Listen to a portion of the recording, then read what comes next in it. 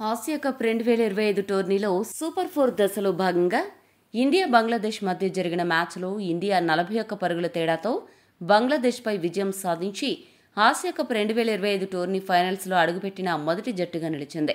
ఈ మ్యాచ్లో భారత ఆటగాళ్లు బ్యాటింగ్లో కాస్త తడబడినా భారత స్పిన్నర్ల దెబ్బకు బంగ్లాదేశ్ తడబడి చతికిలపడి చేతులెత్తేసింది.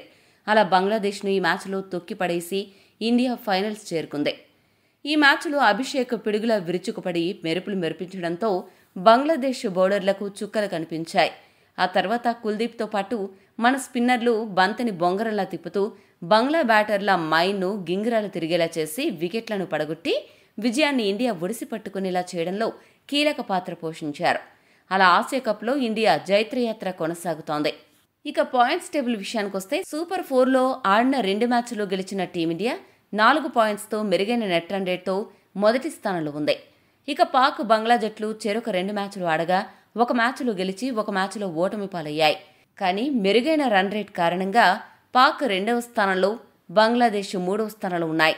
ఈ రోజు మ్యాచ్లో ఇండియా గెలవడంతో సూపర్ 4లో ఆడిన 2 మ్యాచ్ల్లో ఓడిపోయిన శ్రీలంక జట్టు అఫీషియల్గా ఆసియా కప్ ఫైనల్ రేసు నుండి తప్పుకుంది. అదే సమయంలో బంగ్లాపై విజయంతో టీమిండియా ఫైనల్స్లో చోటు సంపాదించింది. ఇక మరో ఫైనల్ స్థానం కోసం బంగ్లాదేశ్, పాక్ జట్లు పోటీ పడుతున్నాయి. ఈ 2 జట్ల మధ్య ఒక మ్యాచ్ జరగాల్సి ఉంది. ఆ మ్యాచ్లో ఏ జట్టు అయితే గెలుస్తుందో ఆ జట్టు ఇండియాతో ఫైనల్స్లో తలపడుతుంది. ఓడిన జట్టు ఇంటిదారి పడుతుంది.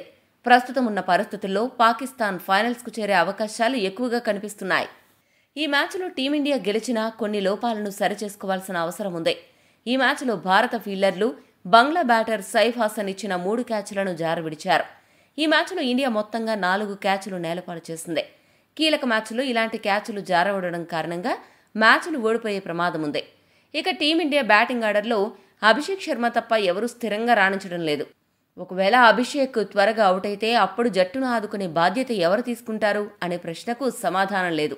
దీనికి తోడు బ్యాటింగ్ ఆర్డర్లో విపరీతమైన మార్పులు ఇండియా కొంప ముంచుతుందా అనే అనుమానం కలుగుతోంది. ఉదాహరణకు ఈ రోజు మ్యాచ్లో అభిషేక్ శర్మ క్రీజులు ఉండగానే మరో లెఫ్ట్ హ్యాండ్ బ్యాటర్ దూబేను వన్డౌన్ బ్యాటర్గా పంపారు. దీంతో బంగ్లా జట్టు ఆఫ్ స్పిన్నర్ను రంగంలోకి దించి వికెట్లు పడగొట్టి ఇండియా స్కోర్ వేగాన్ని బాగా నియంత్రించగలిగింది. అలా టీమిండియా జట్టులో ప్రస్తుతం కొన్ని లోపాలు కనిపిస్తున్నాయి. మరి రాబోయే మ్యాచ్లో వీటిని ఎలా సరిచేసుకుంటారో చూడాలి. ఈ మ్యాచ్ హైలైట్స్ విషయానికొస్తే టాస్ గెలిచిన బంగ్లాదేశ్ జట్టు మొదట బౌలింగ్ చేయాలని డిసైడ్ అయింది. బ్యాటింగ్ దిగిన భారత ఓపెనర్లు అభిషేక్ శర్మ, గిల్ ఇద్దరూ కూడా ఆరంభంలో నెమ్మదిగా ఆడారు. ముఖ్యంగా అభిషేక్ శర్మ చాలా నెమ్మదిగా ఆడాడు. దీంతో భారత్ జట్టు 3 ఓవర్లకు గాను 17 పరుగులు మాత్రమే చేసింది. అయితే 4వ ఓవర్ నుండి సీన్ ఒక్కసారిగా మారిపోయింది. గిల్ కాస్త దూకుడు పెంచగా అభిషేక్ శర్మ మాత్రం టాప్ గేర్లో దూసుకుపోతూ సిక్సర్లు, 4ల వర్షం కురిపించాడు. ఈ ఇద్దరు ఓపెనర్ల దూకుడు దెబ్బకు పవర్ ప్లే ముగిసే సమయానికి టీమిండియా 72 పరుగులు సాధించింది. అయితే పవర్ ప్లే ముగిసిన మరుసటి ఓవర్లోనే 19 బంతులు 29 పరుగులు చేసిన గిల్ అవుట్ అయ్యాడు. ఆ తర్వాత బంగ్లాదేశ్ స్పిన్ బౌలర్లను ఉతికి ఆరేస్తాడు అనే ఉద్దేశంతో శివన్ దూబేకి ఈ మ్యాచ్లో బ్యాటింగ్లో ప్రమోషన్ ఇచ్చారు. అయితే ఆ అవకాశాన్ని దూబే నేలపాలు చేశాడు. వన్డౌన్ బ్యాటర్గా క్రీజులోకి వచ్చిన శివన్ దూబే కేవలం 2 పరుగులు మాత్రమే చేసి అవుట్ అయ్యాడు. దీంతో 6 పరుగుల వ్యవధిలో ఇండియా 2 వికెట్లు కోల్పోయింది. ఇటువంటి పరిస్థితుల్లో కూడా అభిషేక్ శర్మ తగ్గేదేలే అన్నట్లు హిట్టింగ్ చేస్తూ 25 బంతుల్లోనే అర్ధ సెంచరీ పూర్తి చేసుకుని ఆ తర్వాత కూడా సూపర్ హిట్టింగ్తో స్కోరు బోర్డును పరుగులు పెట్టించాడు. మరో ఎండ్లో సూర్య చాలా నెమ్మదిగా బ్యాటింగ్ చేశాడు. సూర్యకుమార్ యాదవ్ బ్యాటింగ్ టెస్ట్ బ్యాటింగ్ని తలపించింది అంటే అతిశయోక్తి కాదు. అతడు 45 స్ట్రైక్ రేట్తో బ్యాటింగ్ చేసి తీవ్రంగా నిరాశపరిచాడు. సూర్య, అభిషేక్ ఇద్దరూ కలిసి 3వ వికెట్కు 29 పరుగుల భాగస్వామ్యం నెలకొల్పిన తర్వాత ముస్తాఫిజుర్ రెహమాన్ వేసిన 12వ ఓవర్లో టీమిండియాకు డబుల్ స్ట్రోక్ తగిలింది. 37 బంతుల్లో 203 స్ట్రైక్ రేట్తో 75 పరుగులు చేసిన అభిషేక్ శర్మ, సూర్య తప్పిదం, అలానే రిషద్ హుస్సేన్ అద్భుత ఫీల్డింగ్ కారణంగా రనౌట్ అయ్యాడు. ముస్తాఫిజుర్ రెహమాన్ వేసిన బంతిని సూర్య కవర్స్ వైపుగా ఆడాడు. అయితే నాన్ స్ట్రైకింగ్లో ఎండ్లో ఉన్న అభిషేక్ శర్మ మెరుపు వేగంతో పరుగు కోసం పరిగెత్తాడు. కానీ సూర్య ఏమో పరిగెత్తకుండా అతన్ని వెనక్కి పంపాడు. ఆ సమయంలో రిషద్ హుస్సేన్ మంచి ఫీల్డింగ్ చేసి అభిషేక్ను రనౌట్ చేశాడు. ఈ సందర్భంలో సూర్య పరిగెత్తి ఉంటే బాగుండేది. అలా గనక చేసి ఉంటే అభిషేక్ శర్మ అవుట్ అయ్యేవాడు కాదు. అద్భుతంగా ఆడుతున్న అభిషేక్ కోసం సూర్య తన వికెట్ను త్యాగం చేసినా తప్పులేదు అనే అభిప్రాయం వ్యక్తమవుతోంది. అలా ఈ మ్యాచ్లో కూడా అభిషేక్ సెంచరీను చేజార్చుకున్నాడు. ఈ షాక్ నుండి తేరుకోకముందే 11 బంతుల్లో 5 పరుగులు మాత్రమే చేసి క్రీజులో కష్టపడుతున్న సూర్య అదే ఓవర్ చివరి బంతికి అవుట్ అయ్యాడు. అభిషేక్ అవుట్ అయ్యాక టీమిండియా స్కోరు వేగం చాలా తగ్గిపోయింది. ఆ తర్వాత క్రీజులోకి వచ్చిన తిలక్ వర్మ కూడా ఇబ్బంది పడి బ్యాటింగ్ చేస్తూ 7 బంతుల్లో 5 పరుగులు మాత్రమే చేసి తాంజిమ్ హసన్, షకీబ్ బౌలింగ్లో అవుట్ అయ్యాడు. దీంతో భారత్ జట్టు 129 పరుగులకు 5 వికెట్లు కోల్పోయింది. ఈ క్లిష్ట పరిస్థితుల్లో ఈ సిరీస్లో ఇప్పటివరకు బ్యాటింగ్ చేయడానికి పెద్దగా అవకాశం రాని హార్దిక్ పాండ్యా ఈ రోజు వచ్చిన అవకాశాన్ని చక్కగా సద్వినియోగం చేసుకున్నాడు. అదే సమయంలో మరో ఎండ్లో ఉన్న అక్షర్ పటేల్ అండగా నిలిచాడు, కానీ చాలా నెమ్మదిగా బ్యాటింగ్ చేశాడు. బంగ్లా బౌలర్లను ఎదుర్కోలేక బాగా ఇబ్బంది పడ్డాడు. వీరిద్దరూ కలిసి 6వ వికెట్కు 39 పరుగుల భాగస్వామ్యం నెలకొల్పారు. పాండ్యా 29 బంతుల్లో 38 పరుగులు చేసి ఇండియాను ఆదుకోగా, అక్షర్ పటేల్ 15 బంతుల్లో 10 పరుగులు మాత్రమే చేశాడు.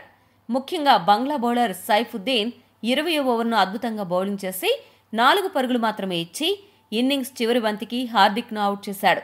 దీంతో 20 ఓవర్లు ముగిసే సమయానికి భారత్ జట్టు 6 వికెట్లు నష్టపోయి 168 పరుగులు చేసింది. బంగ్లాదేశ్ బౌలర్లలో రిషద్ హుస్సేన్ 2 వికెట్లు పడగొట్టగా, తాంజిమ్ హసన్, ముస్తాఫిజుర్ రెహమాన్, సైఫుద్దీన్ 1 వికెట్ పడగొట్టారు. 169 పరుగుల విజయ లక్ష్యంతో బరిలోకి దిగిన బంగ్లాదేశ్ చాచితూచి బ్యాటింగ్ మొదలుపెట్టింది. ఆ అతి జాగ్రత్తతో బ్యాటింగ్ ఆడే క్రమంలో ఓపెనర్ తాంజిద్ హసన్ బుమ్రా వేసిన బంతిని ఎలా ఆడాలో అర్థం కాక కన్ఫ్యూజన్లో షాట్ ఆడి దూబేకి క్యాచ్ ఇచ్చి 1 పరుగు వద్ద అవుట్ అయ్యాడు. దీంతో 4 పరుగులకే బంగ్లా మొదటి వికెట్ను కోల్పోయింది. మరో ఓపెనర్ సైఫ్ హసన్ కాస్త పరుగులు చేయడానికి ప్రయత్నించి సక్సెస్ అయ్యాడు. 1 డౌన్ బ్యాటర్ పర్వేజ్ హుస్సేన్ మాత్రం బంతిని టచ్ చేయడానికి ఇబ్బంది పడ్డాడు. కానీ వరుణ్ చక్రవర్తి వేసిన 5వ ఓవర్లో పర్వేజ్ హుస్సేన్ వరుసగా 2 బౌండరీలు బాది ఒక్కసారిగా హీట్ పెంచాడు. ఈ మ్యాచ్లో తాను వేసిన మొదటి ఓవర్లో వరుణ్ చక్రవర్తి 3 బౌండరీలు సమర్పించుకుని కాస్త నిరాశపరిచాడు. అదే సమయంలో బంగ్లాదేశ్ ఈ ఓవర్లో 13 పరుగులు సాధించడంతో ఆ జట్టులో కాస్త జోష్ పెరిగింది. ఈ ఇద్దరు బ్యాటర్లు కాస్త వేగం పెంచి ప్రమాదకరంగా మారుతున్న తరుణంలో కుల్దీప్ యాదవ్ ఎంట్రీ ఇచ్చి 1 డౌన్ బ్యాటర్ పర్వేజ్ హుస్సేన్ను 21 పరుగుల వద్ద అవుట్ చేశాడు. పర్వేజ్ హుస్సేన్ భారీ షాట్కు ప్రయత్నించి బౌండరీ లైన్ వద్ద అభిషేక్ శర్మకు క్యాచ్ ఇచ్చాడు. దీంతో 42 పరుగుల 2వ వికెట్ భాగస్వామ్యానికి తెరపడింది. ఇక తర్వాత క్రీజులోకి వచ్చిన తౌహీద్ హృదయ్ 7 పరుగులు చేసి అక్షర్ పటేల్ బౌలింగ్లో భారీ షాట్కు ప్రయత్నించి అభిషేక్ శర్మకు బౌండరీ లైన్ వద్ద చిక్కాడు. 5వ స్థానంలో వచ్చిన షమీం హుస్సేన్ 0 పరుగులకు వరుణ్ బౌలింగ్లో క్లీన్ బౌల్డ్ అయ్యాడు. దీంతో బంగ్లా జట్టు 74 పరుగులకు 4 వికెట్లు కోల్పోయింది. ఒకవైపు వికెట్లు పడుతున్నా మరో ఓపెనర్ సైఫ్ హసన్ మాత్రం ఒంటరి పోరాటం చేస్తూ వీలు చిక్కినప్పుడల్లా సిక్సర్లు, 4లు కొడుతూ పరుగులు రాబట్టాడు. ఇదే క్రమంలో వరుణ్ చక్రవర్తి వేసిన 13వ ఓవర్లో సైఫ్ హసన్ కవర్స్ వైపుగా బంతి ఆడి లేని పరుగు కోసం ప్రయత్నించాడు. అయితే అక్కడ ఫీల్డింగ్ చేస్తున్న సూర్య మెరుపు వేగంతో డైరెక్ట్ త్రో విసరడంతో బంగ్లా కెప్టెన్ 6వ స్థానంలో వచ్చిన జాకిర్ అలీ 4 పరుగుల వద్ద రనౌట్ అయ్యాడు. అయితే అక్షర్ పటేల్ వేసిన 14వ ఓవర్లో సైఫ్ హసన్ 2 సిక్సర్లు కొట్టి అర్ధ సెంచరీ పూర్తి చేసుకోవడమే కాకుండా బంగ్లాదేశ్ జట్టు స్కోరును 100 పరుగుల మార్కును దాటించాడు. దీంతో ఒక్కసారిగా మ్యాచ్లో హీట్ పెరిగింది. ఇక వరుణ్ చక్రవర్తి వేసిన 16వ ఓవర్లో నాటకీయ పరిణామాలు చోటు చేసుకున్నాయి. వరుణ్ వేసిన మొదటి బంతిని సైఫ్ హసన్ భారీ షాట్ ఆడగా దూబే, హార్దిక్ మధ్య మిస్కమ్యూనికేషన్ కారణంగా దూబే క్యాచ్ జార విడిచాడు. ఆ మరుసటి బంతిని 7వ స్థానంలో వచ్చిన సైఫుద్దీన్ భారీ షాట్కు ప్రయత్నించి తిలక్ వర్మకు క్యాచ్ ఇచ్చి 4 పరుగుల వద్ద అవుట్ అయ్యాడు. అదే ఓవర్లో 4వ బంతిని సైఫ్ హసన్ భారీ షాట్కు ప్రయత్నించగా సంజు శాంసన్ క్యాచ్ను నేలపాలు చేశాడు. అలా ఒకే ఓవర్లో సైఫ్ హసన్కు 2 లైఫ్లు లభించాయి. ఇక కుల్దీప్ వేసిన 17వ ఓవర్లో వరుసగా 2 బంతుల్లో 2 వికెట్లు పడగొట్టి బంగ్లా లోయర్ ఆర్డర్ను కుప్పకూల్చాడు. కానీ అదే ఓవర్లో సైఫ్ హసన్ క్యాచ్ను ఈసారి అభిషేక్ శర్మ నేలపాలు చేశాడు. ఈ మ్యాచ్లో భారత ఫీల్డర్ల తప్పిదాల కారణంగా బ్రతికిపోయిన సైఫ్ హసన్ ఎట్టకెలకు బుమ్రా బౌలింగ్లో 69 పరుగుల వద్ద అక్షర్ పటేల్ అద్భుత క్యాచ్ పట్టడంతో పెవిలియన్ చేరాడు. ఈ మ్యాచ్ చివర్లో తిలక్ వర్మ బౌలర్గా ఎంట్రీ ఇచ్చి బంగ్లా చివరి వికెట్ను పడగొట్టడంతో బంగ్లా జట్టు 127 పరుగుల వద్ద ఆలౌట్ అయింది. భారత బౌలర్లలో కుల్దీప్ యాదవ్ 3 వికెట్లు పడగొట్టగా బుమ్రా, వరుణ్ చక్రవర్తి చెరొక 2 వికెట్లు, అక్షర్ పటేల్, తిలక్ వర్మ చెరొక వికెట్ దక్కించుకున్నారు. ఈ మ్యాచ్లో బుమ్రా, కుల్దీప్ వికెట్లు తీయడమే కాకుండా మంచి ఎకానమీతో బౌలింగ్ చేసి ఆకట్టుకున్నారు. అలా ఈ మ్యాచ్లో ఇండియా విజయం సాధించి సగర్వంగా ఫైనల్స్లో అడుగుపెట్టింది.